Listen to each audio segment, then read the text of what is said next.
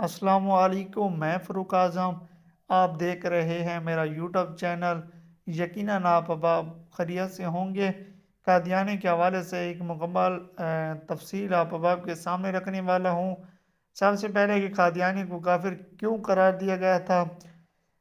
قادیانی کو کس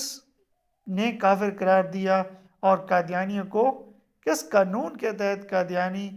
کافر قرار دیا گیا ہے، تو مکمل ڈیٹیل آپ کے سامنے رکھنے والا ہوں۔ لیکن ویڈیو شروع کرنے سے پہلے اگر آپ میرے چینل پر نئے ہیں تو چینل کو جلدی سبسکرائب کر لیں اور بیل آئیکن کے بٹن پر کلک کر دیں تاکہ ہمارا آپس میں رابطہ جڑا رہے۔ قادیانیوں کو ذوالفقار علی بھٹو کی حکومت کے اندر 1973 میں کافر قرار دیا گیا تھا، کیونکہ 1973 کے عین کے تحت پاکستانی پینل کوڈ کے سیکشن 298C اور 298B کے تحت قادیانی قرار بھی دیا گیا، اور ساتھ ہی ساتھ ان پر چند جو پابندیاں وہ بھی لگائی گئی تھی، جن کے اندر قادیانی اپنی عبادت گاہوں کو مسجد نہیں کہہ سکتے، اذان بھی نہیں دے سکتے، اور اپنے آپ کو مسلمان بھی نہیں کہہ سکتے، اور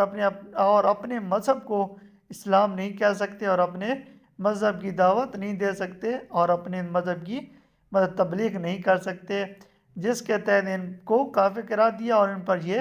پابندیاں لگائی گئی ہیں۔ اور یہ 1973 کے اندر ذوالفقار علی بھٹو کی حکومت نے ان پر پابندی لگائی، اور لاہور ہائی کورٹ کا یہ فیصلہ تھا ان قادیانیوں مردودوں کے